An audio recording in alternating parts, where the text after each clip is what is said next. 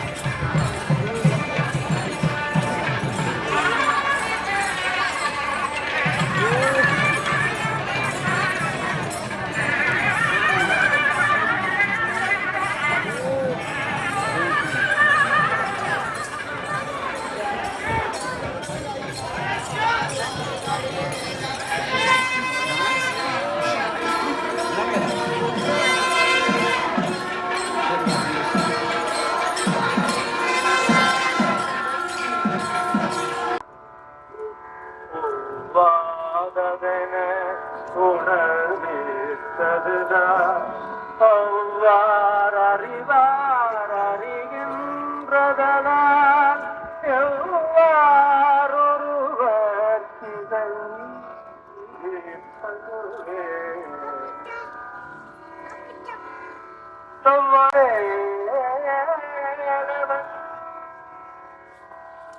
செக்கச்சி வந்த செவ்வானம் போன்று திகழும் வேலவன்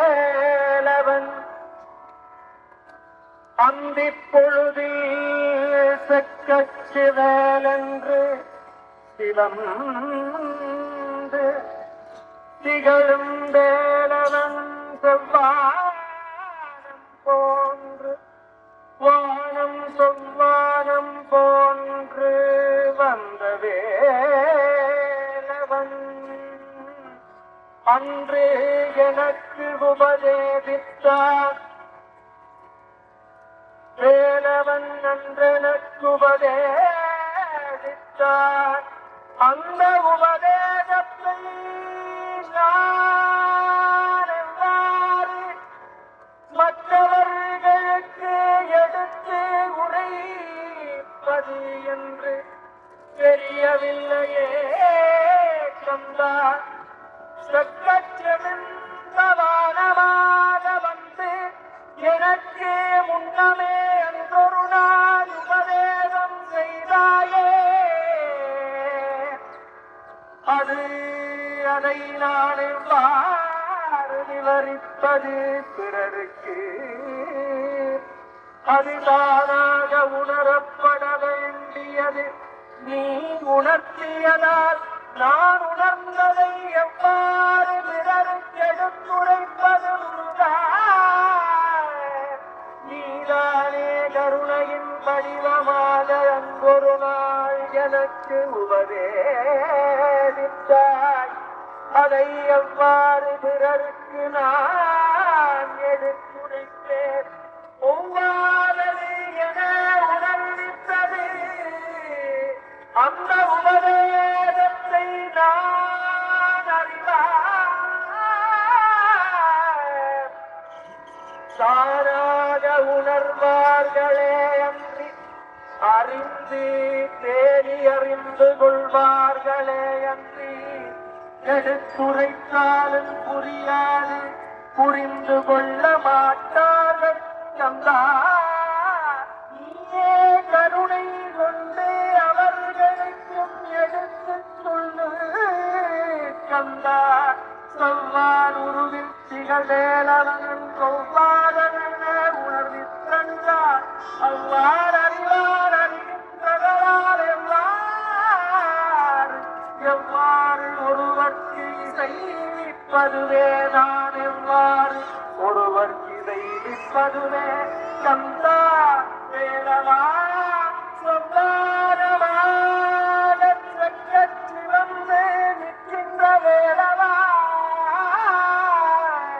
அரியின் மேல் வந்து புரிய வைக்காயோ வேலவா கந்தா நல்லை கந்தா உபதேசம் தான்.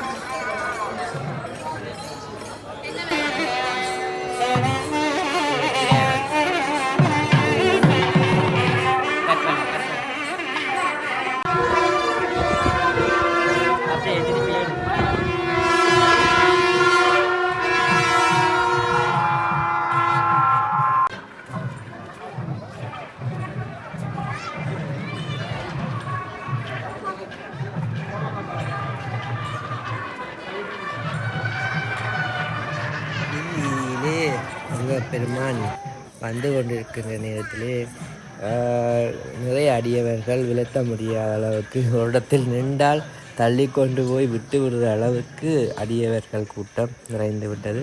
ஒரு சுண்டல் வாங்குறதுக்கு போனால் அப்படியே தள்ளி விடுவார்கள் மற்ற பக்கம், அந்த அளவுக்கு கூட்டம். நாங்கள் நெல்லியடி செல்ல வேண்டிய காரணத்தால் நாங்கள் சுவாமி வடக்கு வீதி வந்த உடனே நாங்கள் வெளிக்கிட்டு விட்டோம். அந்த காட்சியை நாங்கள் எங்கள் அறிகின்ற அளவுக்கு உங்களுக்கு காண்பித்திருக்கிறோம். ஓகே, நாங்கள் இதோடு இந்த காணொலியை நிறைவு செய்து கொள்வோம். மீதி வார காணொலியை நீங்கள் இதில் பார்த்து கொள்ளலாம். ஓகே, நன்றி.